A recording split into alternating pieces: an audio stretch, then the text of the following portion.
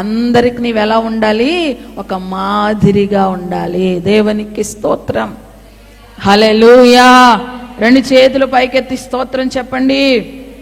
అంతేగాని మనల్ని బట్టి, మన జీవితాన్ని బట్టి అనేకులు భక్తిహీనులు కాకూడదు. మనల్ని బట్టి భక్తిహీనులు కాకూడదు. మనల్ని బట్టి బైబిల్ చదవటం మానేయకూడదు. మనల్ని బట్టి చర్చికి రావడం మానేయకూడదు.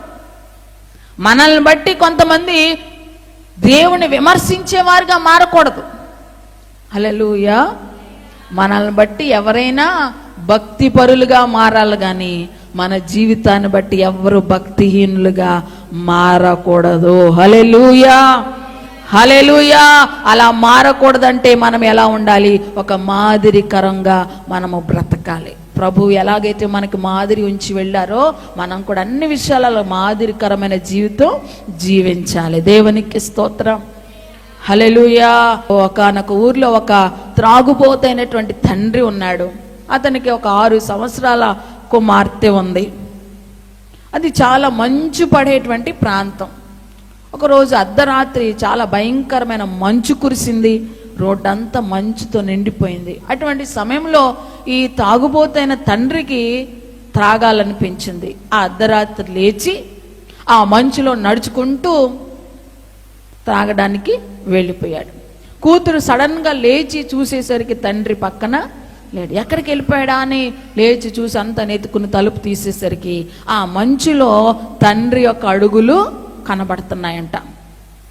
ఓ మా నాన్న ఇలా వెళ్ళినట్టున్నాడని చెప్పి ఆ అడుగుల్లో అడుగేసుకుంటూ నడుచుకుంటా వెళ్ళింది. హల్లెలూయా, హల్లెలూయా. తీరా ఆమె అలా నడుచుకుంటూ వెళ్ళేసరికి ఆ మంచు యొక్క చల్లదనానికి, ఆ చల్లదనాన్ని తట్టుకోలేక చివరికి వెళ్ళేసరికి ఆ కుమార్తె చనిపోయిందంట. ఏమైంది? తండ్రి అయితే షూ వేసుకుని వెళ్ళాడు, అతనికి ఏమవలా. ఈ వెనకాల వెళ్ళిన ఈమె తండ్రి అడుగుల్లో అడుగేసుకుంటూ వెళ్ళింది, కానీ షూ వేసుకోవాలన్న విషయం చూసుకోలేదు, గుర్తు చేసుకోలేదు. అలా నడిచి వెళ్ళిపోయి చనిపోయింది. హల్లెలూయా, హల్లెలూయా. మన అడుగులను కొంతమంది వెంబడిస్తారు. అలా వెంబడించినప్పుడు మనం వాళ్ళకి మంచి చేసే వారంగా ఉండాలి, కానీ మన అడుగుల్లో వాళ్ళని నడుచుకుని రావడం వలన వాళ్ళని మనం నాశనానికి నడిపించే విధంగా ఉండకూడదు. హల్లెలూయా. దేవునికి మహిమ కలుగును గాక. అంటే మన మాదిరిని చూసి ఎవరు చెడిపోకూడదు. అది నేను చెప్పేది. మన బ్రతుకును చూసి ఎవరు చెడిపోకూడదు. కొంతమంది వీళ్ళే బాగోలేదు అని చెప్పి మనల్ని బట్టి కొంతమంది చర్చిలు మానేస్తూ ఉంటారు. అలా మన జీవితాలు ఉండకూడదని ఈరోజు మనం నేర్చుకోవాలి. హల్లెలూయా, హల్లెలూయా. ఈ కొజ్బీ ఒక గోత్ర పెద్దలలో ఒకని యొక్క కుమార్తె, ఒక అధికారి యొక్క కుమార్తె, ఒక పెద్దలలో ఒకడైనటువంటి వాని యొక్క కుమార్తె. మంచి స్థితిలో ఉంది. ఇతరులందరికీ ఈమె మాదిరికరంగా ఉండాలి. హల్లెలూయా, హల్లెలూయా.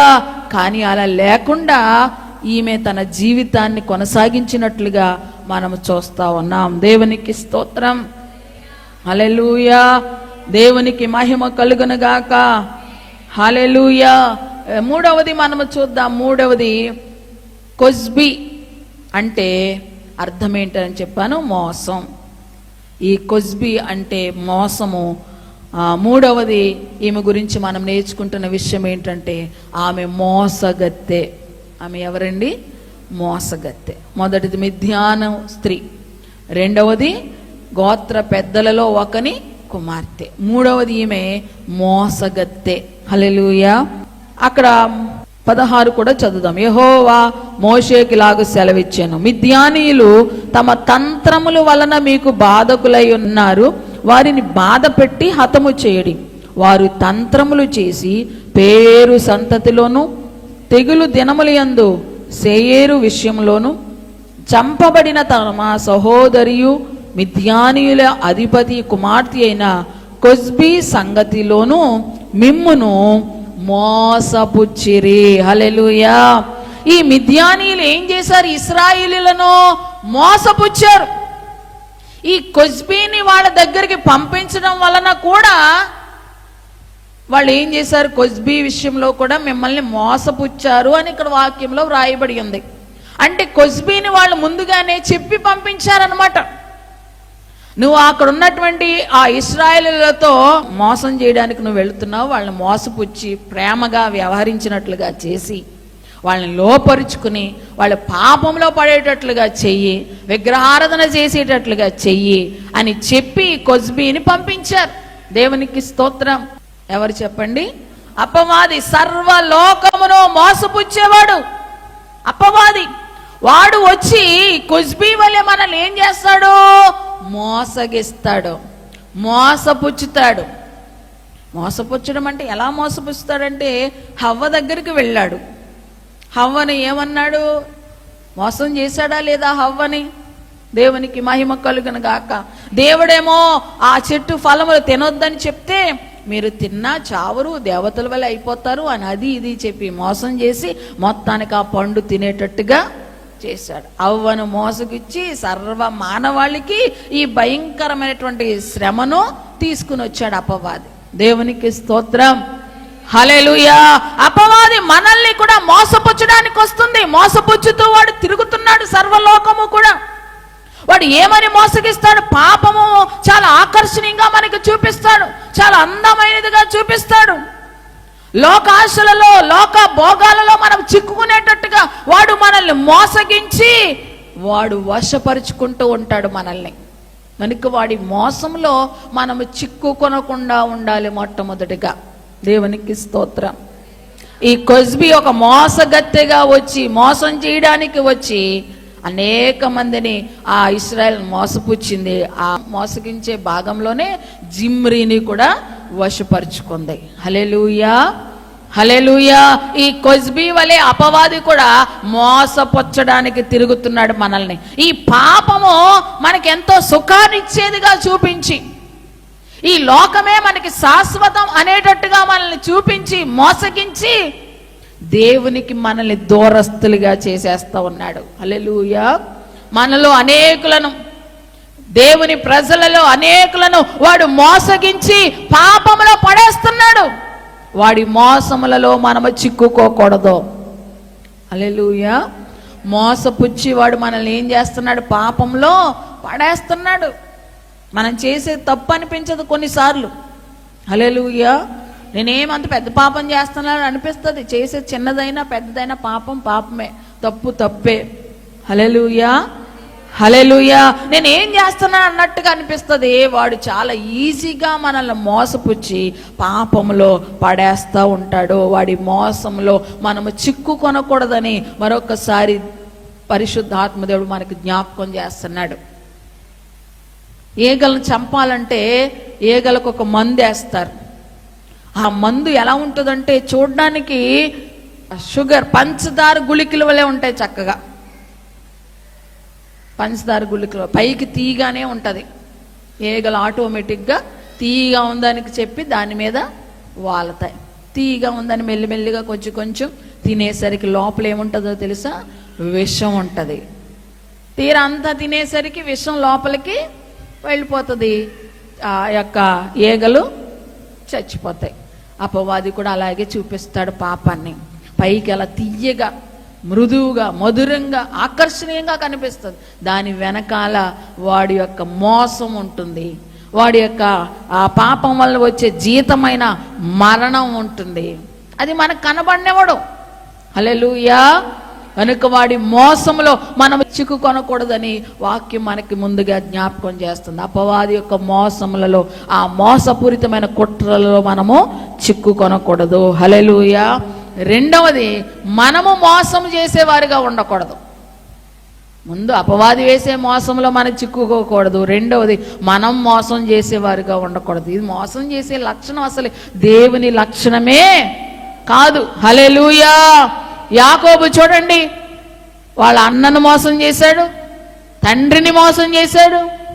అక్కడికి వెళ్ళి వాళ్ళ మామైన అతన్ని కూడా మోసం చేయడానికి ప్రయత్నం చేశాడు. అతను ఎంతగా మోసం చేశాడో అంతకంటే ఎక్కువగా మోసపోయాడు. దేవునికి స్తోత్రం. హల్లెలూయా. అవునా కాదా? ఒకరి కోసం 7 సంవత్సరాలు కొలువు చేస్తే ఇంకొకరినిచ్చి పెళ్ళి. మోసపోయాడా లేదా? దేవునికి స్తోత్రం. మనం మోసం చేయాలనుకుంటే ఖచ్చితంగా మోసపోతాం. దేవుని వాక్యం ఏం చెప్తుందో తెలుసా? మోసపోకుడి దేవుడు వెక్కిరింపబడడు. హల్లెలూయా. మనం ఎవరినైనా మోసం చేస్తున్నాం, భలే మోసం చేసేస్తున్నాం అనుకుంటామేమో.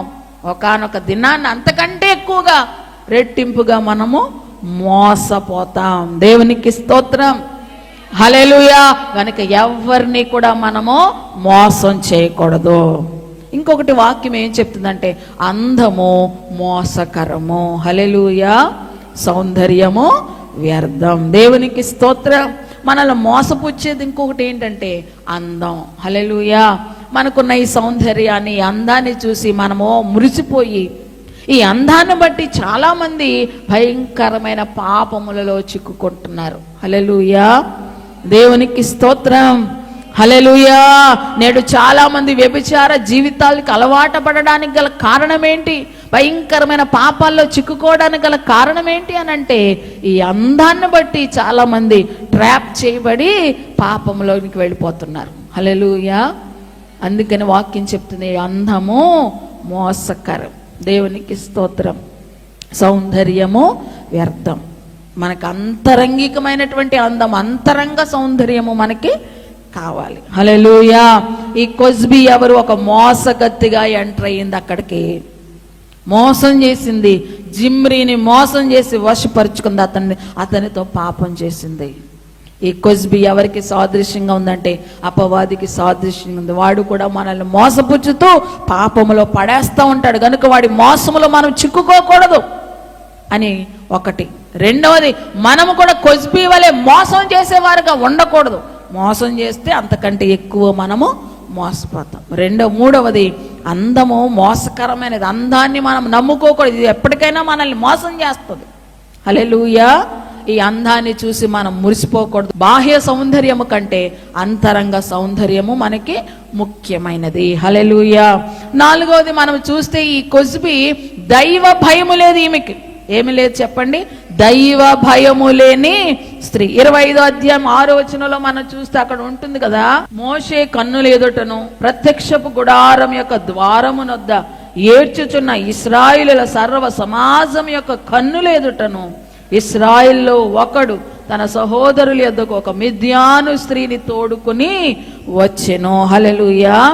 ఎక్కడికి తోడుకుని వచ్చాడంట? మోషే కన్నుల ఎదుటకు ప్రత్యక్షపు గుడారము యొక్క ద్వారము దగ్గరకు తీసుకొచ్చాడంట. దేవునికి స్తోత్రం. అక్కడ ఏముంది? కళ్ళెదురుగా మోషే ఉన్నాడు, ప్రత్యక్షపు గుడారం ఉంది. అయినా సరే భయం లేకుండా వాళ్ళు ఏం చేస్తున్నారు? వాళ్ళిద్దరూ పాపం చేస్తున్నారు. సర్వ సమాజం ఎదుట ఏం చేస్తున్నారు? వాళ్ళు పాపం చేస్తున్నారు. ప్రత్యక్షపు గుడారం అక్కడ ఉన్నది. ప్రత్యక్షపు గుడారం అంటే అర్థం ఏంటో తెలుసా? దేవుని సన్నిధి. అంటే దేవుని సన్నిధి ఎదుటనే వాళ్ళు పాపం చేస్తున్నారు. అంటే వాళ్ళకి దేవుడు అంటే భయం ఉందా? దైవ భయము లేని స్త్రీగా ఆమె ఉన్నది. దేవునికి స్తోత్రం. కొంతమంది పాపం చేయడానికి అస్సలు సిగ్గుపడరు. హల్లెలూయా. నన్నెవరేమంటారు, నేనెవరికి భయపడాలి అనుకుని అహంకారముతో అసలే చేస్తున్న దాని విషయమై ఎంత మాత్రము కూడా సిగ్గుపడరు. కొన్ని భార్య అడిగింది అనుకోండి, ఏంటి ఎలా చేస్తున్నారండి అని అడిగింది అనుకోండి, నా ఇష్టం, నా జీవితం, నీకెందుకు అంటారు. హల్లెలూయా. పోనీ అలాగని భార్యలందరూ మంచిగా ఉన్నారా అని అంటే లేదు. కొంతమంది భర్తల కళ్ళెదురుగానే పాపం చేసే భార్యలు కూడా లేకపోలేదు. హల్లెలూయా. దేవుని భయం లేకుండా ఉంటున్నారు చాలా మంది. ప్రత్యక్షపు గుడారము ఎదుటనే ఈ స్త్రీ పాపం చేస్తా ఉంది. దేవునికి మహిమ కలుగును గాక. ఆమేన్. హల్లెలూయా. ప్రత్యక్షపు గుడారం అంటే దేవుని సన్నిధి, దేవుని మందిరం. నేడు కూడా చాలా మంది దేవుని మందిరములో ఉన్నామన్న సోయ కూడా లేకుండా, దేవుని మందిరములో ఉన్నామన్న ఆ జ్ఞానము కూడా లేకోకుండా కొన్ని వికారమైన చేష్టలు, అసహ్యకరమైన చేష్టలు ఎక్కడ చేస్తున్నారు? వాళ్ళు దేవుని మందిరములోనే చేస్తున్నారు. దేవునికి స్తోత్రం. హల్లెలూయా, హల్లెలూయా. రెండు చేతులు పైకెత్తి స్తోత్రం చెప్పండి. హల్లెలూయా. భయంకరమైన క్రియలు దేవుని మందిరంలో చేస్తున్నారు చాలా మంది. మందిరానికి ఎందుకు వస్తారో అర్థం కాదు అసలు. ఎందుకు వస్తారు మందిరానికి? దేవుని యందు భయముతో భక్తితో వచ్చి ఆయన ఆరాధించడానికి రావాలి. కానీ చాలా మంది ఆ ఉద్దేశంతో దేవుని మందిరానికి రావట్లా. హల్లెలూయా, హల్లెలూయా. దేవునికి మహిమ కలుగును గాక. దేవుని మందిరంలోనికి వచ్చి వికారమైన చేష్టలు చేస్తూ ఉన్నారు. జాగ్రత్త అని దేవుని వాక్యం హెచ్చరిస్తూ ఉంది అటువంటి వారిని. హల్లెలూయా, హల్లెలూయా. ఇక్కడికి వచ్చిన తర్వాత ఎవరెవరు ఫోన్ నెంబర్లో తీసుకోవడం, ఇంటికి వెళ్ళి వాళ్ళతో చాటింగ్లు చేయడం, ఇవన్నీ కామన్గా జరుగుతున్న విషయాలే. హల్లెలూయా. ఎన్ని కుటుంబాలు మరి గందరగోళం అయిపోతున్నాయో చూడండి. ఎన్ని కుటుంబాలు సమాధానం లేకుండా ఉంటున్నాయో చూడండి. హల్లెలూయా. దేవునికి మహిమ కలుగును గాక. ఆమేన్. హల్లెలూయా. మనం గమనించాలి, దేవుని మందిరములో ఉన్నామన్న విషయము మనం అస్సలు మర్చిపోకూడదు. మోహపు చూపులు మందిరాల్లో ఉండకూడదు. మన అటైర్, మన యొక్క వస్త్రధారణ కూడా ఇతరులను ఆకర్షించే విధంగా ఉండకూడదు అన్ని విషయాల్లో. అందుకే వాక్యం ఏం చెప్తుంది? మందిరమునకు వెళ్ళినప్పుడు నీ ప్రవర్తన జాగ్రత్తగా చూచుకొనుము. దేవునికి స్తోత్రం. హల్లెలూయా. మందిరంలోనే కామ వికారమైన చేష్టలు. మందిరంలోనికి వచ్చి కొంతమంది సెల్ ఫోన్లో అసహ్యకరమైన వాటిని చూడడం, చాటింగ్లు చేయడం. ఎక్కడ చేస్తున్నారు ఈ పనులన్నీ? దేవుని మందిరములు. ఇది దేవుని సన్నిధి. హల్లెలూయా. ఆ మాత్రం సోయ లేకుండా ఉంటే మాత్రం ఖచ్చితంగా వారి శిక్షకు మాత్రం పాత్రులు. హల్లెలూయా. ఈ కొజ్బీ అలాగే ప్రత్యక్షపు గుడారం ఎదుట సర్వ సమాజం ఏడుస్తున్నారంట. అక్కడ తెగులు వచ్చేసిందని అందరూ ఏడుస్తూ ఉంటుంటే వీళ్ళ మాత్రం ఏం చేస్తున్నారంట? పాపం చేస్తున్నారు.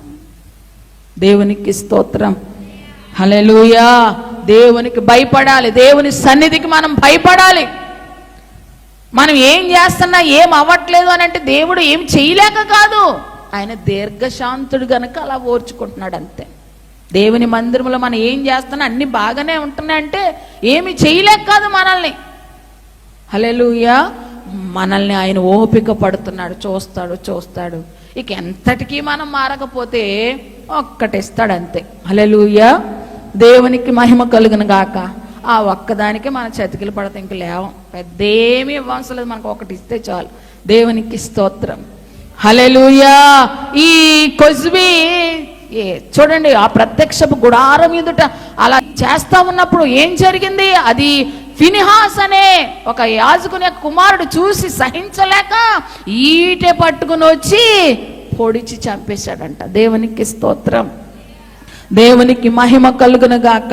8వ వచనంలో మనకుంటుంది కదా, సమాజము నుండి లేచి ఈటను చేత పట్టుకుని పడక చోటికి ఆ ఇశ్రాయేలును వెంబడి వెళ్ళి ఆ ఇద్దరిని, అనగా ఆ ఇశ్రాయేలుని ఆ స్త్రీని కడుపులో గుండా దూసుకుపోవునట్లు పొడిచెను. అప్పుడు ఇశ్రాయేలులోని తెగులు నిలిచిపోయింది. ఇద్దరిలో నుంచి ఒకేసారి దూసుకుని వెళ్ళేటట్టుగా పొడి చేశాడు. దేవునికి మహిమ కలుగును గాక. ఆమేన్. హల్లెలూయా. ఆ యొక్క ఫినిహాస్ ఆ క్రియను చూసి సహించలేకపోయాడు అన్నమాట. ఇంతమంది ఏడుస్తూ ఉంటుంటే దేవుని మందిరం ఎదుట, సేవకుని ఎదుట ఎంత దుష్కార్యమా అని చెప్పి ఓర్వలేక వెళ్ళి వాడిని పొడిచి ఏమొచ్చింది? ఆమెకి భయము లేని జీవితం వలన మరణము కొని తెచ్చుకుంది. దేవుని సన్నిధి అంటే భయము లేని వారి జీవితాలు ఖచ్చితంగా శిక్షకు గురవుతాయి. దేవుని మందిరములో జాగ్రత్తగా ఉండాలి మనం. దేవునికి స్తోత్రం. అలాగని బయటికి వెళ్ళిన తర్వాత వెచ్చలవిడిగా ఉండాలని కూడా నా అర్థం కాదు. దేవుని మందిరంలో మరి ప్రాముఖ్యంగా అన్ని విషయాల్లో మన ప్రవర్తన జాగ్రత్తగా చూసుకోవాలి. దేవునికి స్తోత్రం. ఈ స్త్రీ దైవ భయము లేని స్త్రీగా ఉంది, అలా మనం ఉండకూడదు. ఇక చివరిగా ఈమెలో ఉన్న లక్షణం ఏంటంటే వినాశనానికి తన జీవితాన్ని అప్పగించేసింది. ఆ ఇశ్రాయేలు సమాజాన్ని నాశనం చేయడానికి, వాళ్ళ మీదకి దేవుని కోపం రప్పించడానికి తన జీవితాన్ని అప్పగించేసింది. దేవునికి స్తోత్రం. హల్లెలూయా. ఒక సమాజానికి కీడు చేయడానికి, ఒక సమాజాన్ని పాడు చేయడానికి తన జీవితాన్ని అర్పించుకున్న స్త్రీగా మిగిలిపోయింది. హల్లెలూయా. దేవునికి మహిమ కలుగును గాక. ఆమేన్. హల్లెలూయా. దెలీలా వలన కూడా సంసోను యొక్క జీవితం ఏమైంది? నాశనం అయిపోయింది. ఏమైపోయింది? ఎంత అభిషేకం కలిగినటువంటి దైవజనుడు సంసోను, కానీ ఒక దెలీలా అనే స్త్రీ వలన ఆ సంసోను యొక్క జీవితం పతనమైపోయింది. ఈ దెలీలా తన జీవితాన్ని ఎలా ఉపయోగించిందంటే మరొక వ్యక్తిని నాశనం చేయడానికి ఉపయోగించింది. మనము మన జీవితాలు ఇతరులను నాశనము చేసే విధంగా మన జీవితాలు ఉండకూడదు. హల్లెలూయా. దేవునికి మహిమ కలుగును గాక. ఆమేన్. హల్లెలూయా. మన వలన ఎవ్వరికి కూడా ద్రోహం జరగకూడదు, మన వలన మేలే జరగాలి. కొన్నిసార్లు కావాలని చేయకపోయినా ఒకవేళ మనకు తెలియకుండానే మన ప్రవర్తన వలన, మన మాటల వలన సంఘానికి లేక ప్రజలకు ఏమైనా కీడు కలుగుతుందేమో మనము పరిశీలన చేసుకుని మన జీవితాన్ని మనం ఏం చేసుకోవాలి? సరి చేసుకోవాలి. దేవునికి స్తోత్రం. హల్లెలూయా. హల్లెలూయా. రాజీవ్ గాంధీ గారిని చంపినప్పుడు ఒక స్త్రీ చంపింది. ఎలా చంపింది? ఆమె చుట్టూ కూడా బాంబులతో కూడిన బెల్ట్ లాంటిది పెట్టేసుకుని వెళ్ళింది ఆయన దగ్గరికి. వెళ్ళి నమస్కరించినట్లుగా నమస్కరించి, దండేసినట్టుగా దండేసి ఆ బటన్ నొక్కింది. నొక్కడం వలన ఆయన ఒక్కరు మాత్రమే చనిపోయారా? ఆమె కూడా చనిపోయింది. దేవునికి స్తోత్రం. హల్లెలూయా. దాన్ని మానవ బాంబు అని కూడా అంటారు. అలా వెళ్ళి కొంతమంది అలాగా వాళ్ళు చచ్చిపోవడానికి ఇష్టపడతారు, ఆ ఎదుటి వ్యక్తిని చంపడానికి కూడా ఇష్టపడతారు. అలా ఇష్టపడే వాళ్ళ జీవితాలను అప్పగించుకుని వెళ్ళి ఆ సాహసానికి వాళ్ళు ఒడిగడతారు. హల్లెలూయా. దేవునికి మహిమ కలుగును గాక. హల్లెలూయా. అలా కొంతమంది తమ జీవితాలను కేవలము ఇతరులను నాశనం చేయడానికి అప్పగించుకుంటారు, ఇతరుల జీవితాన్ని పాడు చేయడానికి అప్పగించుకుంటారు. వీళ్ళ వలన మేలు జరగదు కదా, వీళ్ళ వలన అనేక కుటుంబాలు నాశనం అయిపోతాయి. అనేక కుటుంబాలు, భార్యాభర్తల మధ్య విభేదాలు వచ్చేస్తూ ఉంటాయి. ఇతరులను నాశనం చేయడమే కంకణంగా కట్టుకుని వీళ్ళు బయలుదేరతారనమాట. దేవునికి స్తోత్రం. అలా ఉండకూడదని వాక్యం మనకి జ్ఞాపకం చేస్తూ ఉంది. దేవునికి స్తోత్రం. నీ వలన ఇతరులకు మేలే జరగాలి కానీ కీడు జరగకూడదు. హల్లెలూయా. హల్లెలూయా. కానీ కొజ్బీ వంశాన్ని, ఇశ్రాయేలు సమాజాన్ని నాశనం చేయడానికి తన్ను తాను అప్పగించుకుని ఒక మోసగతిగా వెళ్ళి వాళ్ళని మోసం చేసి వాళ్ళని వశపరుచుకుంది. దాని వలన ఇశ్రాయేలు అందరి మీదకి తెగులు వచ్చి ఆ రోజు 24,000 మంది ఆ సమాజంలో చనిపోయారు. దేవునికి మహిమ కలుగును గాక. ఆమేన్. హల్లెలూయా. ఈ కొజ్బీ వలె ఇతరులకు నాశనకారంగా మనం ఉండకూడదు, ఇతరుల జీవితాన్ని నాశనం చేసే విధంగా మనం ఉండకూడదు. మన వలన ఇతరులకు మేలు కలగాలి. ఆమేన్. హల్లెలూయా. అసేనాతు అనేటువంటి యోసేపు యొక్క భార్య ఉంది. ఆమె ఐగుప్తురాలు అయినప్పటికీ కూడా యోసేపు భార్యగా మంచిగా ఫలించింది. ఈమె కంటే భయంకరమైన వంశంలో నుంచి వచ్చింది. మిద్యానీలు ఇంకా అబ్రహాము వంశంలో నుంచి వచ్చారు, కానీ ఐగుప్తీయులు అసలు దేవుణ్ణి ఎరగని ప్రజలు. అటువంటి వంశంలో నుంచి వచ్చి కూడా ఈమె ఒక ఫలించింది యోసేపు భార్యగా. రూతు మోయాబీరాలు, మనకు తెలుసు కదా, రూతు మోయాబు వంశంలో నుంచి వచ్చిన ఆమె ఒక తన జీవితాన్ని చక్కగా కట్టుకుంది. యేసుక్రీస్తు వంశంలో చేర్చబడి రాహాబు అనే ఆవిడ కూడా ఒక వేశ్య, అన్యురాలి అయినప్పటికీ కూడా ఆమె జీవితం కూడా ఒక ఆదర్శవంతంగా నిలబడింది. ఈమె దేవునికి సంబంధించిన వంశంలో నుంచి వచ్చిన, పితరుడైన అబ్రహాము యొక్క వంశంలో నుంచి వచ్చినా సరే ఈమె జీవితము అనేకులకు మరి వినాశనాన్ని కలిగించే విధంగా ఉన్నది. దేవునికి స్తోత్రం. హల్లెలూయా. హల్లెలూయా.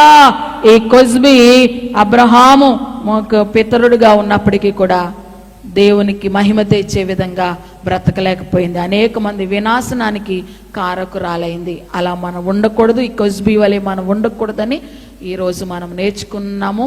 ఈమె ఒక మోసగతిగా ఉంది. అటువంటి మోసపూరితమైనటువంటి జీవితాలు మనం జీవించకూడదు. 5 అంశాలు ఈమె గురించి నేను చెప్పాను. ఒకటి, ఈమె మిద్యాను స్త్రీ. రెండవది మిద్యాను పెద్దలలో ఒక పెద్ద యొక్క కుమార్తె. మూడవది మోసగత్తె. నాలుగవది దేవుని భయము లేదు. ఐదవది వినాశనానికి కారకురాలుగా ఉంది. దేవునికి స్తోత్రం. హల్లెలూయా. దేవుని నామానికి మహిమ కలుగును గాక. ఈరోజు వాక్యం విన్నటువంటి మనము ఈమె జీవితంలో నుంచి మరి 5 విషయాలు మనం నేర్చుకున్నాం. మరి అలా మనం ఉండకుండా మన జీవితాలు మనం సరి చేసుకుని దేవుని పిల్లలముగా విశ్వాసురాలైన స్త్రీలంగా మనం ఉంటూ దేవుని నామానికి మహిమ తీసుకొద్దాం. అటువంటి కృప పరిశుద్ధాత్మదేవుడు మనందరికి అనుగ్రహించును గాక. ఆమె. చిన్న ప్రార్థన చేసుకుందాం. కంట్లు మూసుకునండి. మహాకృపా కనికరాలు కలిగిన మా తండ్రి, మీకు వందనాలు, స్తోత్రాలు. ఈరోజు బైబిల్ గ్రంథంలో నుంచి కొజ్బీ అనే స్త్రీ యొక్క జీవిత నాయన విషయాలు నేర్చుకోవడానికి మాకు కృప చూపించారు. అనేకమైన విషయాలు మేము విన్నాం. ఆ స్త్రీ వలె మేము ఉండకుండా ప్రభా, అన్ని విషయాలలో మా జీవితాలను మేము సరి చేసుకుని నీకు మహిమ తెచ్చే బిడ్డలముగా అయ్యా, క్రీస్తు నామాన్ని గణపరిచే విధంగా మేము జీవించడానికి నీ కృపా సహాయము స్త్రీలమైన మా అందరికీ మీరు దయచేయమని సమస్తమైన మహిమ మీకే చెల్లిస్తూ యేసయ్య నామములో ప్రార్థిస్తున్నాను తండ్రి. ఆమేన్. అందరికీ వందనాలండి.